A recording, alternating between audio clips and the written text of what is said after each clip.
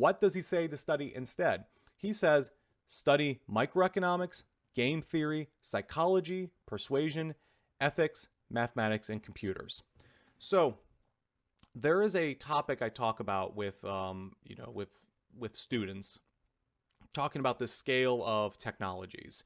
And, you can almost think of it as, a bell curve, but foundational skills, current skills that that the market is really hot on, and then future skills, future learning. So if we take like a full stack developer, a foundational skill might be learning HTML or learning how, HTTP operates. Things that are very, very foundational, very helpful to understand.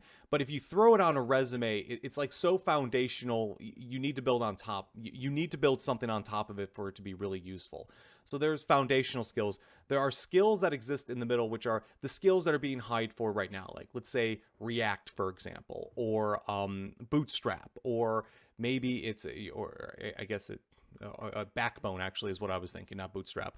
Backbone. You may also have other sort of pertinent technologies like knowing MongoDB. That might be part of the stack people are actively hiring for today, and it's in demand right now. May not be in demand in a few years, but it'll get you hired right now. And then there's future skills, like skills we're not even sure are going to cross the chasm into mainstream. This includes stuff like AI frameworks for technology, or using artificial intelligence in full stack development, or like the next future version of React, or a new framework that does something entirely different. These are experimental, questionable, but could become very, very big in the future. That's at the very, very far end.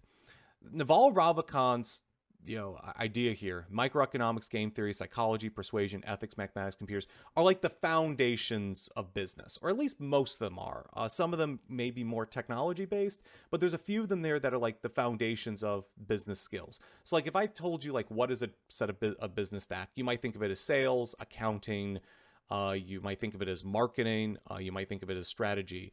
When you look at this list, I pull out microeconomics, game theory, psychology, persuasion, and maybe a little bit of ethics, but really those first four as the foundational skills of business.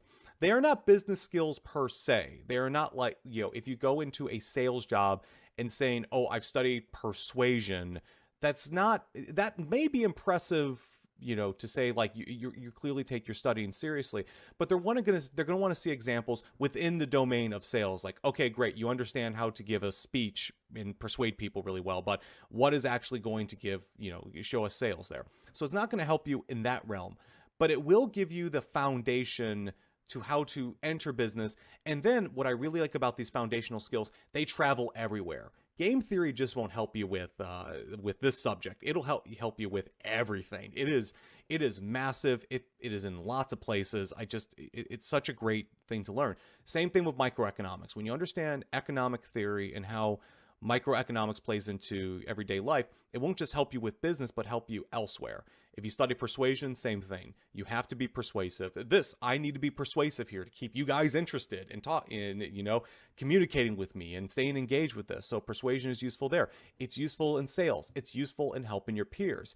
And then psychology, just understanding how people make decisions, is all really good. So if you are not committed to learning about business, but you decide that maybe it's something you want to do in the future, these are the foundational skills to learn. So persuasion, microeconomics, game theory, psychology, fantastic to learn.